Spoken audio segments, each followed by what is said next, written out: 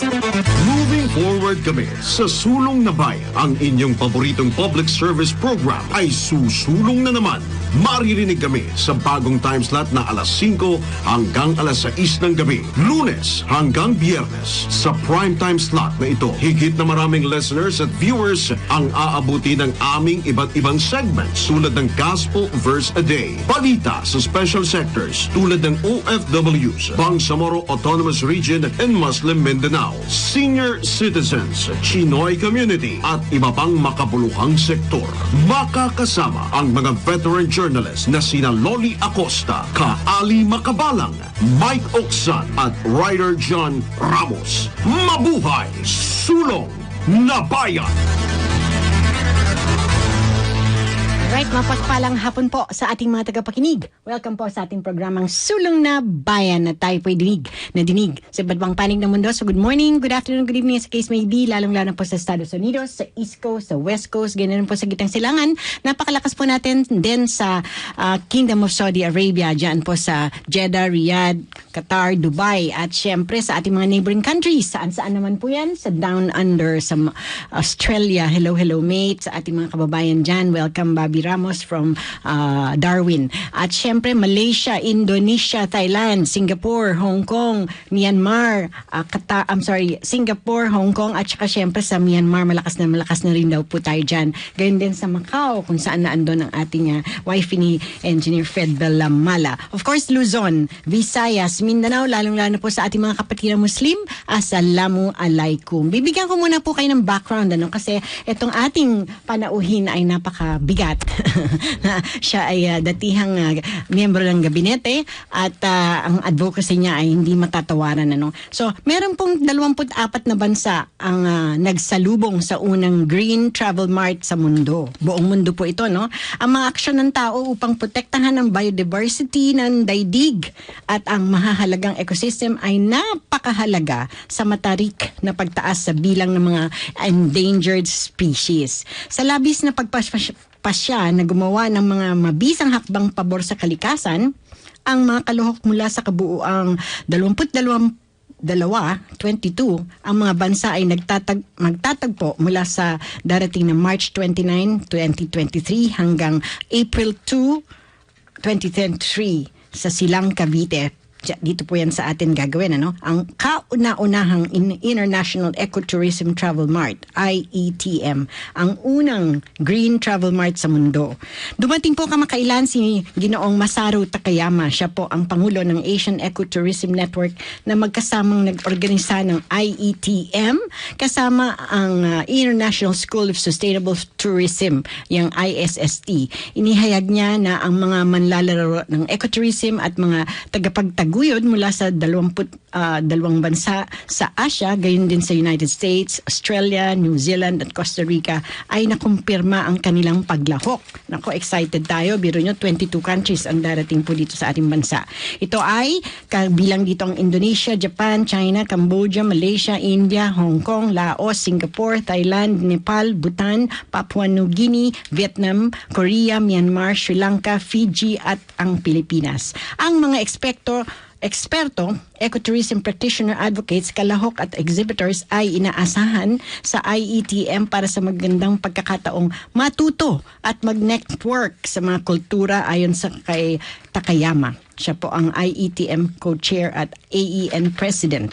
At kasama rin po sa atin ang ating ex-tourism secretary. Siya po ang co-organizer ng International Ecotourism. So, i-welcome na po natin sa ating linya ng komunikasyon via Zoom, no less than Dr. Mina Gabor. Welcome po sa ating programa. Hello, ma'am. How are you? Hello. Mahina ng konti ang dating. Hindi ko magdinig masyado.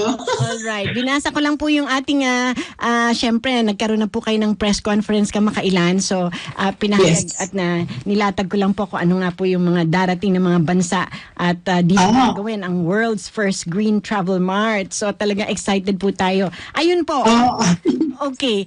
Unang question po, ito pong mga bansang lalahok, bakit po itong ating bansa ang napili nila? Why was our country chosen as the site of this first green conference? Siguro, ang importante dito is that we were able to pursue the program ng International Ecotourism Travel Mart, and we tried to showcase all of the biodiversity, our culture, and all of the things that they're expecting for someone that will be hosting such an event.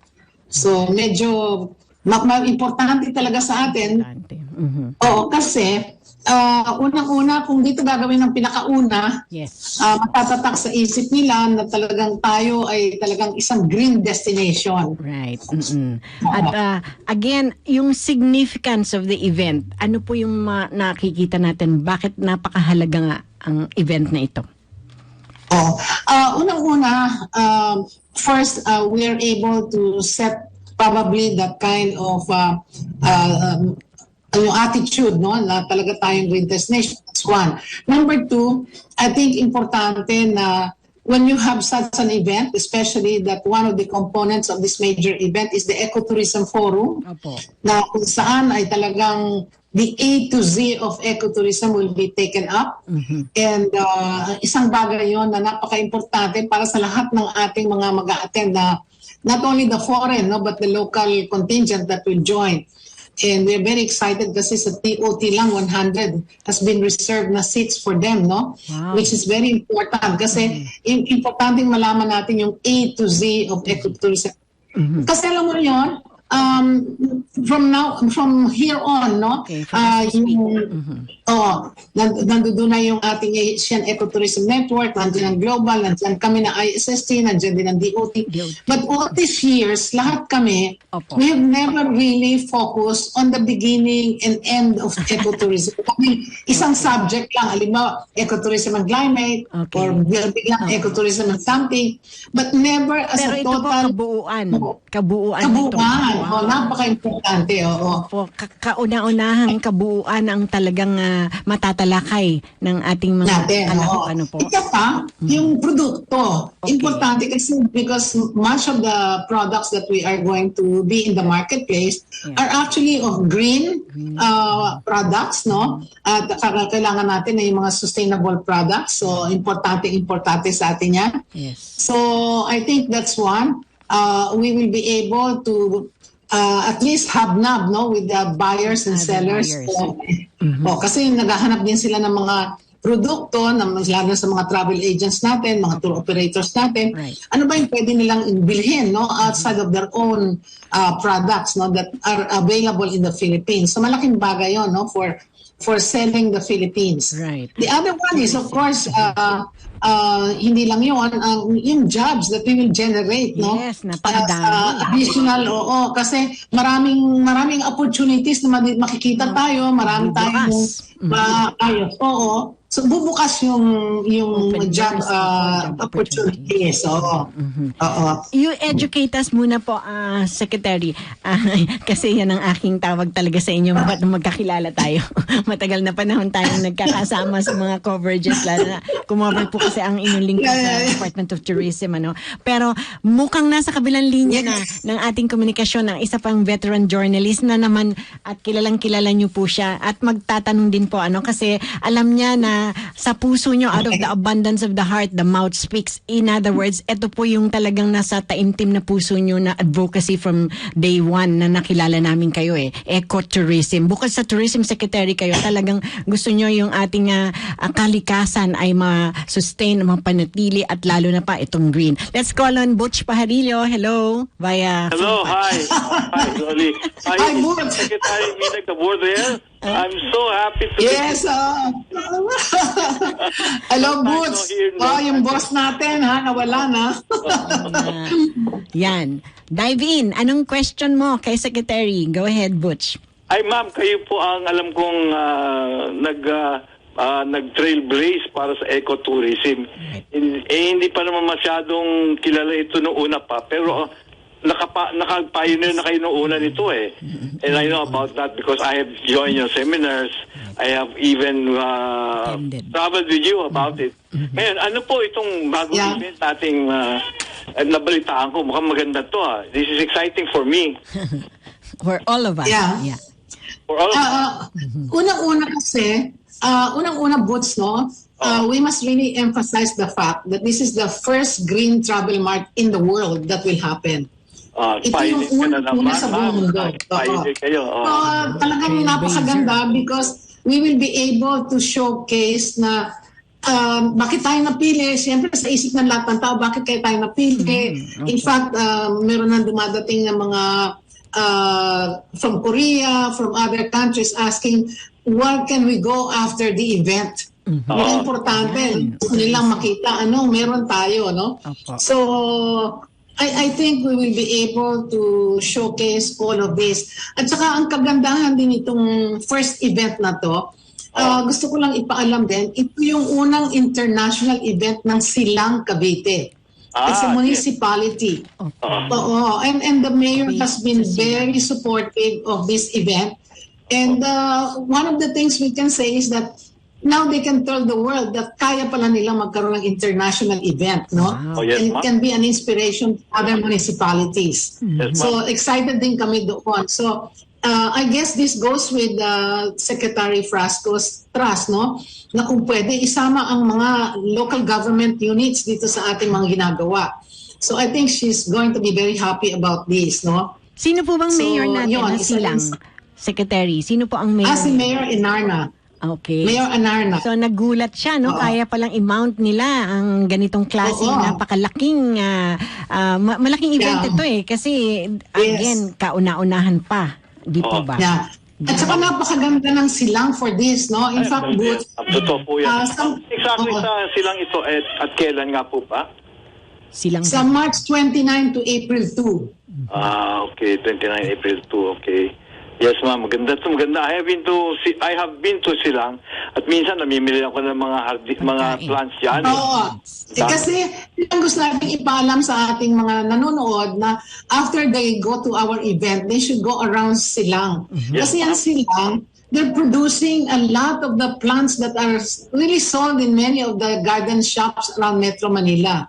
And then, lahat na nakikita natin mga bulaklak sa Tagaytay, kung saan-saan, galing sa kanila. Yes, and they are also the pineapple producer. Yung mga nakikita natin matatamis na pineapple, sila yung napoproduce. Wow. So, magandang ipaalam ano yung meron sila, no? And they are also now working on developing all their eco sites. Meron silang mga waterfalls, meron silang streams, meron silang ibang lugar na they're trying to now develop and make them available to people to enjoy, no? Yes, ma'am. Tourism destinations na rin, Butch? Dahil, syempre, sabi nga ni Secretary, pagkatapos ng conference o pagkatapos ng event, syempre, where will we go? Saan tayo punta? Magyayayaan. Kung may streams, may batis, may lake, and then may makikita pa silang mga tourism na talagang kaiba. This is the time for Silang Cavite to really step up. Di po ba, Secretary? At saka, ang gaganda ng mga areas nila for staying in, no? Parang, nagkakaroon silang pagandahan doon na competition. Lahat ng puntahan namin lugar, ang gaganda yung stay over. And then, ang pagkain, isa pa rin. Ang sasarap ng pagkain. So, I think it's something that it's worthwhile. Ang lapit lang sa Manila, but we forget that they are available. Ilan lang minuto, nandoon ka na. Pinakamahaba siguro, an hour and 10 minutes kung may traffic. No? But we take it in 45 minutes. So, I guess, kaya ang isang nasa isip namin, magkaroon ng isang biking tour before the event, no? Before the end of the month or early next month, magkaroon ng isang biking tour around Silang, to introduce Silang. Sasali ka ba dyan? Sasali kami. Kasi may imbitasyon na tayo. Yung Cafe Agapita will host the lunch after the biking tour. So, kasi he himself, yung may-ari, is a biker. Rider. Excited. Dami-daming magagawin sa Silang, kaya I think it's a very good program. And you mentioned, Secretary, na halimbawa nandito na yung mga kalahok ng mga iba't ibang bansa. Makikita din nila o offer din nila yung kanilang mga products, and then ang Silang Cavite can also offer kung ano naman yung bestseller sa kanila para magkaroon tayo ng negosyo. In fact, outside of their own what we call the silang booth, no? They will have a booth sa marketplace to showcase all the different products. Kasi marami na silang pagmamalaki, hindi ko akalain, no? They have wine, and of course, nandun ang gourmet farms sa silang, no? Yes, okay. Kilala natin. So, marami na doon. Ang mga coffee, ang sarap. They have Farmer's Brew na paborito namin coffee. So, maraming mga produkto na is already available in silang that can be really bought by people and even exported, no? Export, no? Oo, kasi ang importante that we're able to export. And you know, my experience, pag ganitong meron ng mga foreign delegations, may public, may iba't ibang dumadating, hindi mo alam kung sino yung buyer doon eh. Opo. All of a sudden, meron palang mall owner na kasama doon, bigla na lang mamimili ng produkto. Right. You know? So, you open up the market to so many people pag ganyan may happening. Ma'am, exactly saan po yan sa silang? It's exactly, alam niyo yung International Institute of Rural Reconstruction? Yes. Okay. The school is located inside. We complement each other. They work on the communities. Alam mo na basic, yung sanitation, yung talagang pagtatanim.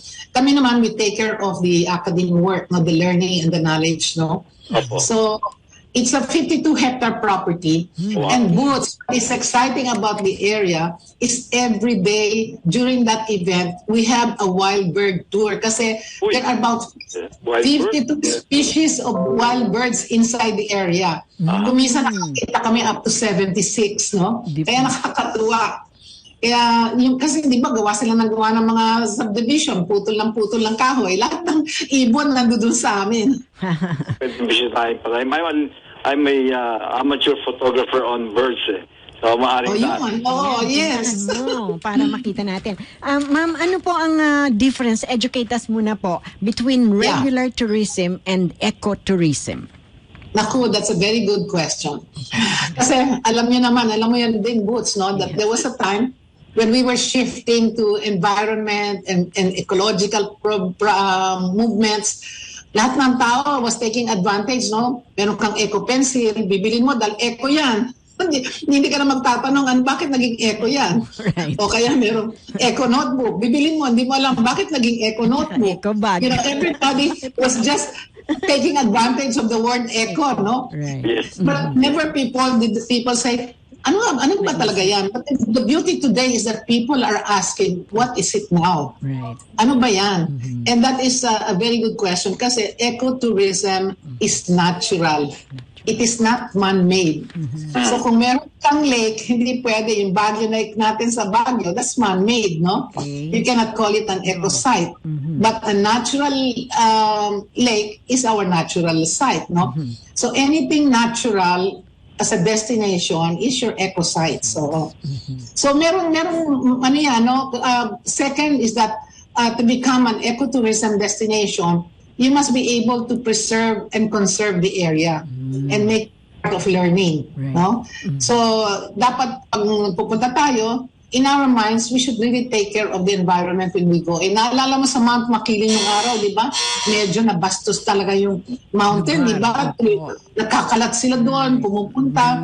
Until finally, some movements came in na hindi pwedeng ganyan, no? And now everybody is just sophisticated. They don't throw away anything. They carry their yung mga waste nila. So I think slowly we're able to teach people, no? Realize, opo. And the third part is that we should be able to tell the stories of our eco-sites, no? It is through storytelling that we're able to tell all the good things about our eco-site. Importante na we translate what we see into layman's language, no? And not only that, what is it that is good about a certain land, no? A certain tree, a certain production, lahat yung mga flowers, kailangan alam natin. Paano nag-umpisa, sino yung mga nabubuhay doon, ano yung mga vines, ang mga medicinal. For example, the mangyans, nag-harvest sila ng honey, but they only use the fern that is medicinal, no? Because the bees that eat those ferns, pag naging honey na, ginagamit ng mga mangyan as their own medicine for the year, no? Imagine, at yung excess na pinagbibili sa atin. Right, nakakagamot Yes. na. See? Ang daming discovery. And then the last one is that ecotourism should be able to help the community. And that's where the livelihood comes in. Ibig sabihin yan, lahat ng mga tao doon, yung mga gamit doon, yung titirahan mo, all must be natural and hindi pwedeng nandoon yung isang international hotel, magtatayo doon. It's got to be our own natural eco-lodges, no? So, yung mga ganyan, yung mga livelihood ng mga produkto, yung mga wini-weave natin, yan ang dapat natin ipakita at dapat yan ang pakikinabangan ng mga local communities, including food yan, including food. Kasama na po pagkain. Talagang bagay na bagay kaya Ginoong Butch Pajarillo kasi go local po ang kanyang spill Nadaanan ko dyan, minsan, parang ako'y bibisita. Diba? Nakita ko na yan, napakaganda talaga. Oo, tsaka kamangha-mangha kasi kung ganyan binabanggit ni Secretary Mina ni Dr. Mina na dapat go local, pati yung hotel, lodging, staycation, dapat our very own. Ito na yung an opportunity for everyone, architect ka man, interior designer ka man, ay ba, galingan nyo at gumawa kayo ng day bed and breakfast na lugar para ito yung atin. Oo, di ba? Yan, Hindi na yung sasabihin mo katulad ng Maldives. Hindi, ito yung Pilipinas. Oo, undiscovered yan. Silang napakaganda talaga. Talaga hindi na nalaman ng mga kapitbahay ko na dyan ako bumibili ng aking mga plants Right. Ay, napakaganda. Mga barangay dyan. Pero ma'am, sino po mga when you come in, ma-excited kayo because our booth, Opo. ang ganda-ganda ng pagkagawa natin, hindi ko makwento sa inyo, pero mapakita namin pagdating doon na ang ganda-ganda talaga, and we're using a lot of our raw materials in a different way para ma-excite naman yung mga tao na pwede palang gawin ito. Pwede pala, no? Okay. Why is ecotourism needed? Pero bago nyo sagutin yan, Dr. Mina, we have to pause for a quick break. Huwag po kayo aalis dyan sa Zoom. Ganyan din ikaw, Sir Butch, dahil magbabalik ang ating palatuntunang Susulong ng Bayan. Sulong na Bayan. Okay? Dyan lang po kayo. Philippine Standard Time is 5:26 in the afternoon. Si Miss Loli Acosta, Sulong na Bayan sa DWIZ 882. Alright, nagbabalik po muli ang ating programang Sulong na Bayan. Talaga pong susulong na tayo. Napakaganda po ng ating nagiging talakayan dahil nga imagine 22 countries ang darating dito sa first kauna-una pong ecotourism travel mart dito sa atin sa bansa nating Pilipinas gagawin. At syempre, hindi naman po mangyayari yan kung hindi sa initiative ng ating siya talagang advocate nito day one, ang ating former tourism secretary at siya naman po ang co-organizer nitong ginagawang event na ito. No less than Dr. Mina Gabor. Hello po muli. Ayan. Hello. Okay, at si Sir Butch Pajarillo. Okay, the hanging question po was like, ano po ang why is ecotourism needed? Ano po, bakit kailangan talaga natin ng ecotourism? Hindi ba sa tourism lang? Bakit kailangan? Well, Loli, naalala natin, no, na nung nagkaroon tayo ng pandemic, Opo. Isa lang ang pinag-uusapan natin na hindi masyadong nirespeto ang ating environment. And I think many of the sickness that we really felt really came from that, no? And so dapat talaga, maski si Pope Francis nabi din sa atin yon, we cannot disassociate our respect for environment and also the human beings, no? They have to coexist, no? Kasi kung hindi, walang mangyayari sa atin. Right. Opo, at kahalagahan ng kalikasan talagang kailangan malinis. Yeah. Opo, cleanliness is biblical naman po yan. Cleanliness is next to godliness. Ang ating bansa ay Christian country talaga, dominated. At talagang malinis naman po talaga tayo. Kasi sabi nga sa ibang bansa, naku, ang mga Pilipino, 3 beses kung maligo yan, ang lilinis sa katawan. Hindi lalo na yung kalikasan, lalo na yung environment na ating ginagalawan. Kaya very proud naman po tayong sabihan na malinis na mga tao ang ating mga kababayang Pilipino all over the world. Ito pong sinasabi niya, Sir Takayama, parang coinciding of first time na meron po kayong sineselebra na first, ano po ba ito? Parang kasabay ng pagselebra. Oh, yung 20 years. Opo. Tama-tama. Opo. Go ahead. Napaka-importante yan, Loli, kasi in 2002, if you remembered, we were bidding for the World Expo. Opo. You remember that? In 2002. Isa sa ginawa namin, kasama noon si Secretary, the late Secretary Raul Manglapus, was to actually go to the UN, and we requested the UN to declare 2002 because we thought we were going to have the World Expo then, no? And the topic was ecotourism. Wow. And what happened is that the UN, the United Nations, agreed to our request, and it was declared as a celebration of the ecotourism. So kung baga 2022 yon, this event comes a few months after. So last 2022 is actually the 20th year. Wow. Since it was declared a celebration. International Year of Ecotourism set by United Nations po in 2002. Yes, 2002. Nako, sakto, no? Holding of the... Exacto, kaya ang ganda-ganda. Talagang expected. Tuwan-tuwa kami talaga. At saka, kasi parang dream come true, Butch. Oo nga eh. Ako, excited na ako mag-register ka agad. Paano pong sino pong mga speakers natin? Una siguro ang gusto kong ipaalam is that it's open to the public, Boots. Kailangan malaman ng ating publiko at lahat ng ating mga estudyante, ang ating mga faculties. Kasi there will be a lot of documentations and different presentations of different countries that will be looked on the main stage. Makikita ng mga tao. So it's important that they are able to come in. We have the UN Sustainability Development Goals that will be scattered all over the place, so people will remember what is this sustainability goals natin, to prevent hunger, to prevent all of that. So importante na yung mga publiko na makapasyal. Kalimutan na muna natin yung pasyalan sa ibang lugar, dito na muna for that week. Yung 5 days na yan. Maliit lang naman ang charge. For adults, it's 100 pesos. Really, just mura lang. Preservation of the environment, kasi syempre yung mga waste natin and all that, no? And then the students are only 50 pesos kasama ng senior and PWDs. Aba, my gosh, mura naman. Pati po yung mga disabled, halimbawa, mga PWDs, pwede rin pong kasama. Yes, of course, yes. Yeah. So they can go around. So we'd like them to know. Kasi ang ganda because there's a lot of things to be seen. No, we have a butterfly garden, may stone balancing for people. We have a quiet space for others who just want to read the books after.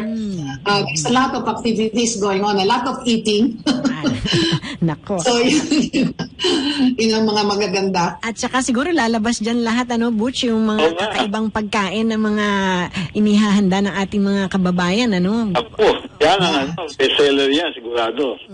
Bukod sa mga kasaba-kasaba, baka may maimbento pa silang ibang lumpia dyan o ito na yung oras nyo para pasikat kayo at matikman ng mga ating strangherong darating, po.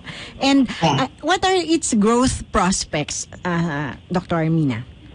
More or less. The growth prospects po ng growth. The growth prospects. Well, I guess one of the things probably that will happen is that there will be more eco sites that will be, made available to us, no? Siguro, importante kasi yan because the Department of Tourism and the Department of Environment and Natural Resources are now putting together another 5-year plan kasi natapos na yung 10-year plan noong 2022. Now they're doing another master plan for the next 5 years. That will coincide with the master plan also that's being done for DOT. So napaka-importante na malaman din natin ano ang nangyayari sa mga bawat lugar. Kasi Loli, gusto ko alam, hindi lahat ng eco sites natin napupuntahan. Bakit po? Kasi may mga eco sites tayo na nire-respect natin because yun ay mga eco sites para sa ating katutubo. Yung mga katutubo natin, they have their ceremonial presentation, yung mga ginagawa nila. So those areas are actually hindi pinapapasukan sa ibang tao. Yes. But there are also eco sites where the biodiversity natin are delikado. Hindi natin pwedeng papasukin ng mga tao kasi baka matapakan, masira, madamage. And therefore, there are sites na medyo not available for people. Opo. So, And there are sites na meron pwedeng gawin.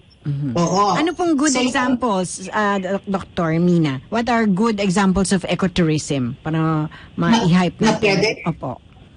Oo. Kasi right now, marami yan sa different places, no? There's always one or two. I mean, there are waterfalls that are available in some areas where we can go. Sa Mount Makiling, nakakapasok naman tayo, and to appreciate that. Meron namang mga ibang lugar na kung saan may mga lakes, no? Available for us to go. They're all over the place. Okay. And yun lang, kailangan alam natin na ito ang pwede nating gawin. In fact, Loli, I just wanted to let you know, Sige po. when I visited Costa Rica, Yes, that and was there the was first. this rainforest, no? May rainforest sila, no? It was so exciting because around the rainforest, binigyan ng gobyerno ang mga farmers na libreng tirahan and to farm. Wow. Paikot ng buong rainforest. The main purpose of that is because they will be remaining there. Okay yung wala silang renta, pwede silang kumita from their farm, pero bawal silang magpapasok ng tao sa loob ng rainforest. Di sila lang po. Sila ang nagbabantay sa rainforest. Ayun. Oo. At least libre na ang lodging. Hindi ka na Yes. Oo. So, magbenta. sila yung nagbabantay na hindi pwedeng magmarel o magsira o or do anything. So, ang ganda ng ganong oo. So maybe some areas we can probably tapos ang ating mga forest rangers, kailangan natin siguro dagdagan, and I think they're now looking at how they will do that. So, medyo kailangan talaga nababantayan natin yung ating mga lugar. Medyo malayo din ang lugar natin, di ba? Isla-isla. 7,100 islands. Madami na yata ngayon, nadagdagan daw. Nadagdagan.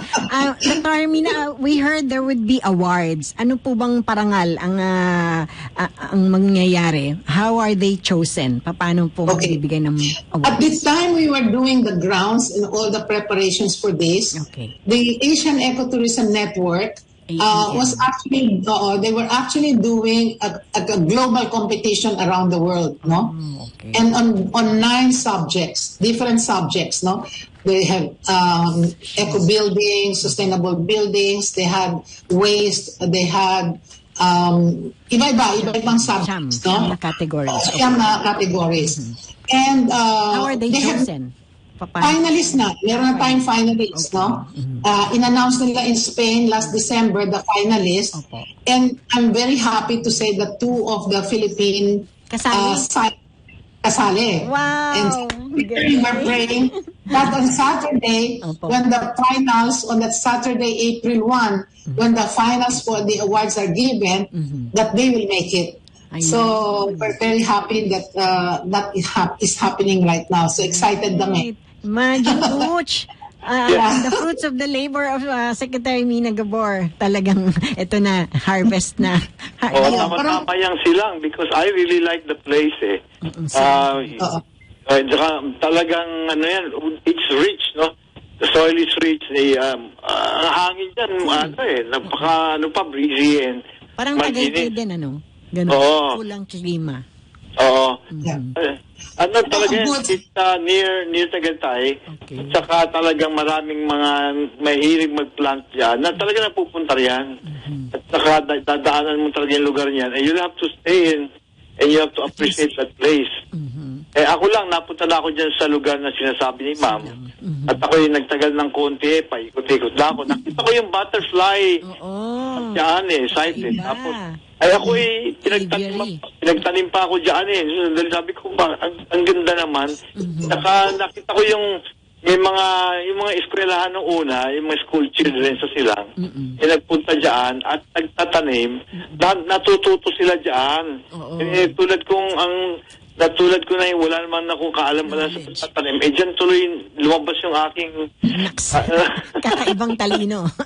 Ibang skill.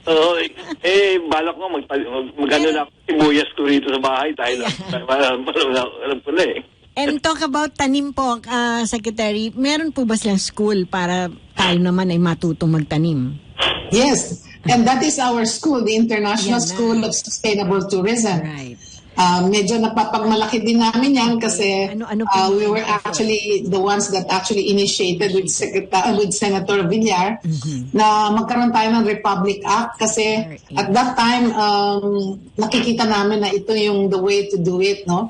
Na kung gusto nating dumami ang mga nagkakagusto sa agriculture, kailangan pakita natin na merong pera sa agriculture. And the way we can do it is to marry farming and tourism. Because then you use only the same resource and you're able to maximize, no?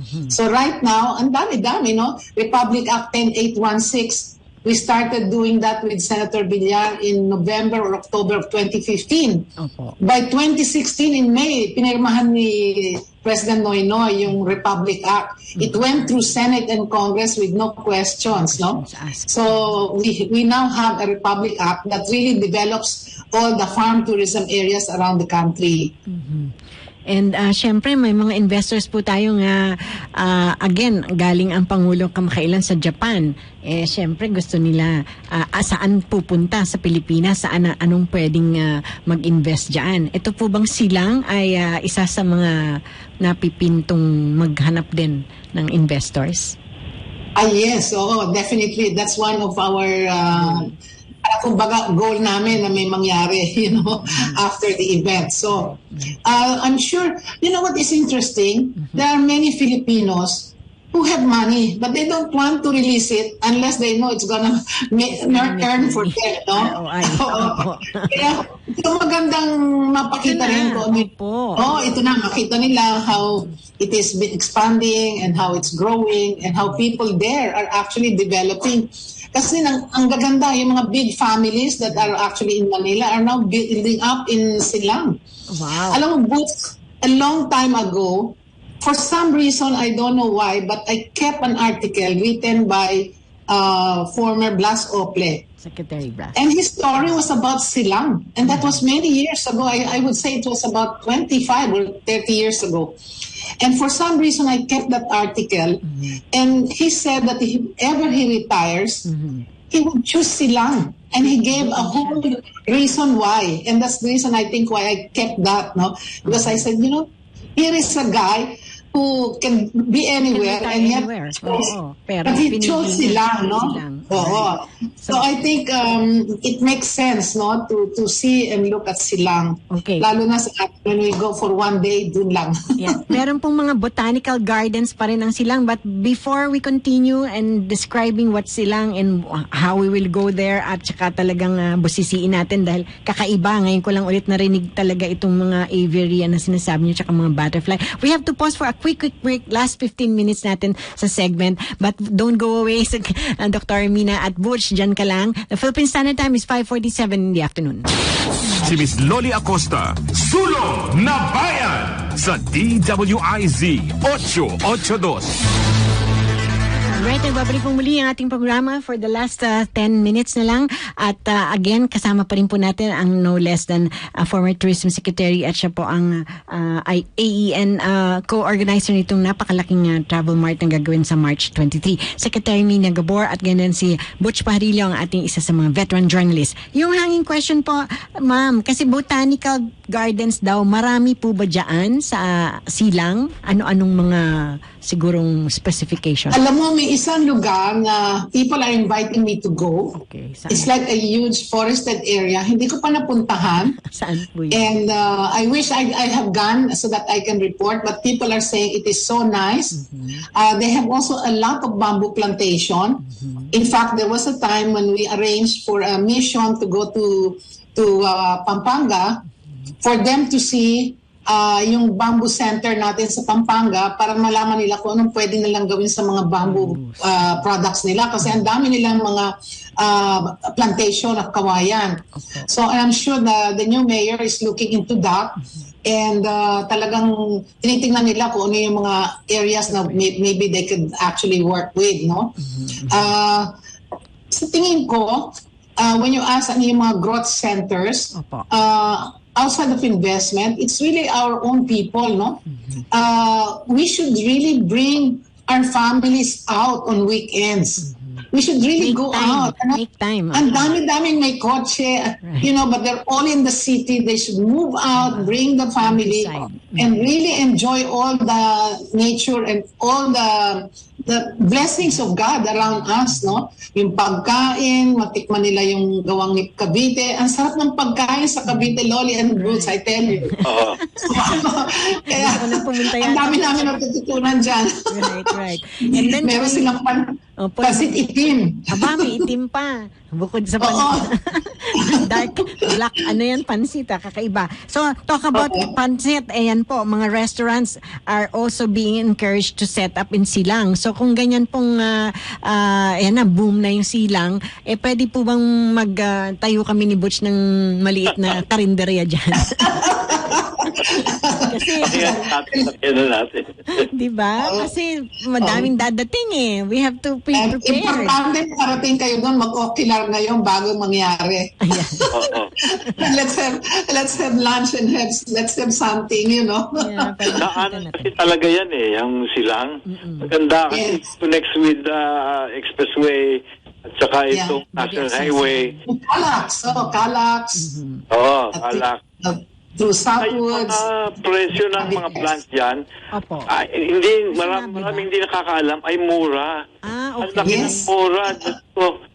Kaya ni tawag sa secret ng mga yun ang naghahalaman. Ay mga landscape. Tapos ibibenta rito sa Manila, mahal na.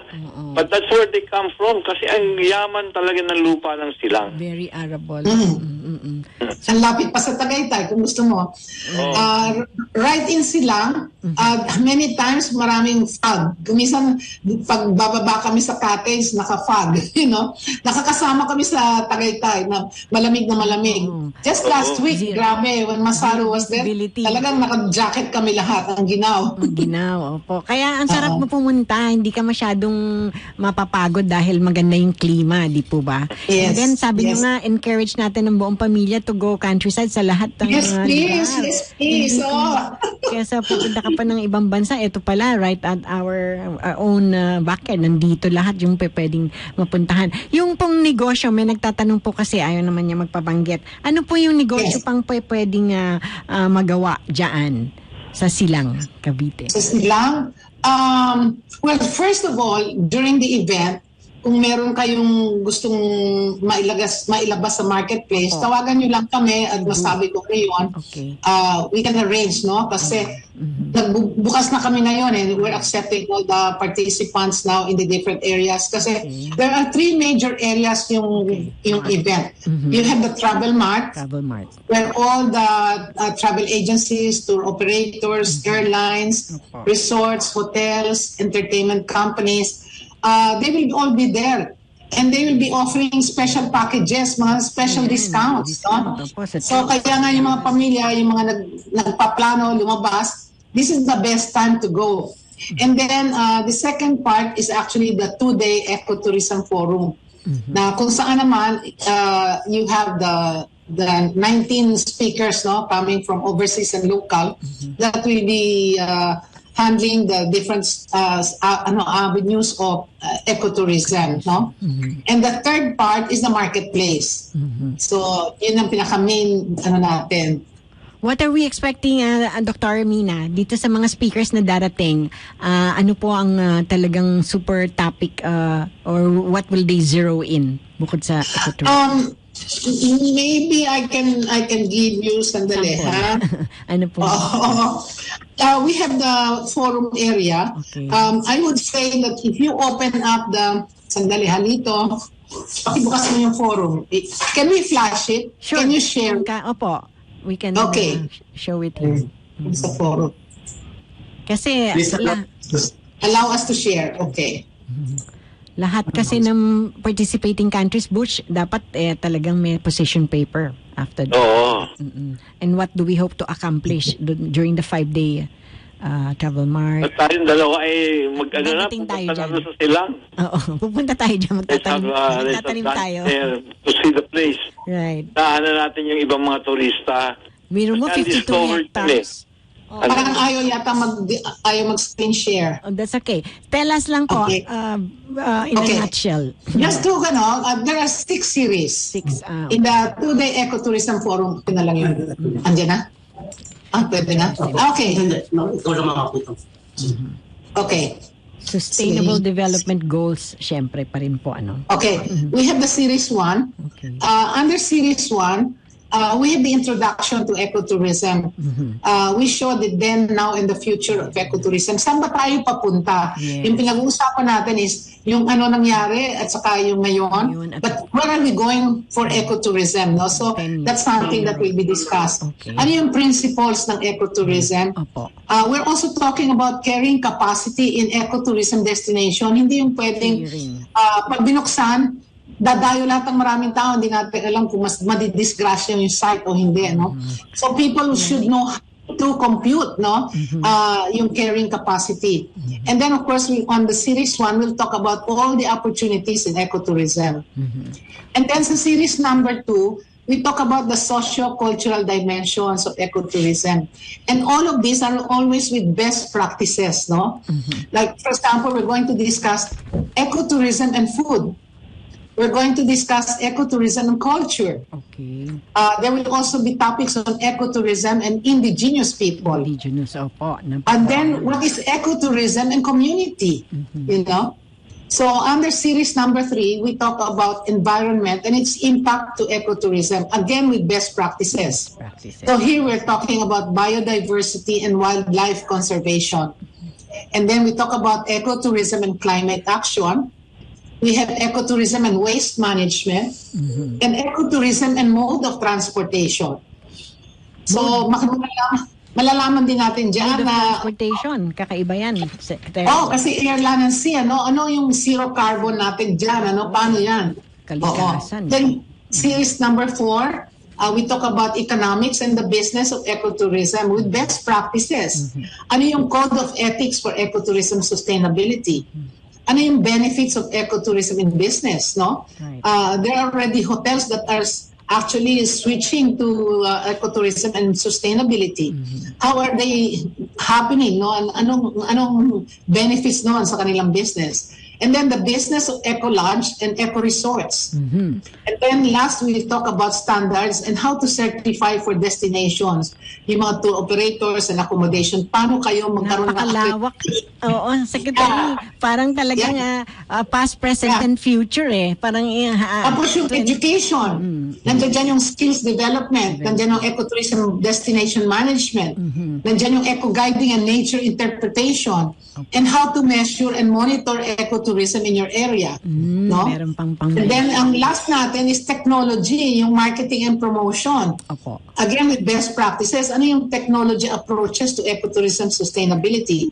Ano yung ecotourism marketing? And how to engage your quantum media in ecotourism. Ayan, TV, kasali tayo. radio, socials. Right, opo. Yan. Okay naman. Kulang oras natin, Secretary. Siguro magpa-part 2 tayo, but Butch, kasi nasabi po kasi na AEN sees the IETM as a celebration, quote-unquote, to make sure that beautiful nature is passed on to the next generations to enjoy. Ano pong ibig sabihin niyan, Dr. Ermina? Ibig sabihin lang yan, we want ecotourism to be sustainable. That it will be there for a long, long time and everybody should be able to enjoy it as we enjoy it today. Right, right. In a 60-seconder, go ahead and tell us ano po ang message of hope nyo. We will do this again on part 2 next siguro episode po. Go ahead po. Yeah. Siguro ang isang pinaka-importante dyan is that we should be able to do ecotourism packages, mga tour packages. Kasi ang kailangan ng mga tao is pag matapos ito, paano ba kami pupunta? Saan kami pupunta? You know? So we should be able to have a lot of tour packages to tell people what provinces they should be going and what to do. And I think we should tell them about the importance of storytelling in tour packaging. So huwag kayong makawala kasi yung mga pamilya, importante dadating dyan para ma-enjoy nyo ang Silang at saka yung IETM. Ayan, very well said. Thank you so much for your time. Hindi naman po itong huli kasi nga we want to encourage everybody to go there at ito na, make time para naman yung livelihood maging mayabong at lahat tayo ay umunlad at Susulong ang Bayan. Yan po yung title ng ating programa. Thank you so much, Dr. Hermina Gabor. I'm pleased to see you again. You don't Thank age. you, Molly. Salamat ng marami. Thank you, Boots. Thank you. Thank you, ma'am. Okay, thank you, Butch. Salamat sa ating naging Salamat. kaagapay. Engineer June Aguba, Chel Lupingol, writers natin, Mara Valle, Jen Patrolia, Communication Assistant si James De Jesus. Ang next program trending ngayon with Mara Valle and Jen Patrolia. This is Loli Rivera Acosta. As I always say, keep God first in every area of our lives so He will direct our path. Bye! Si Miss Loli Acosta, Sulong na Bayan sa DWIZ 882.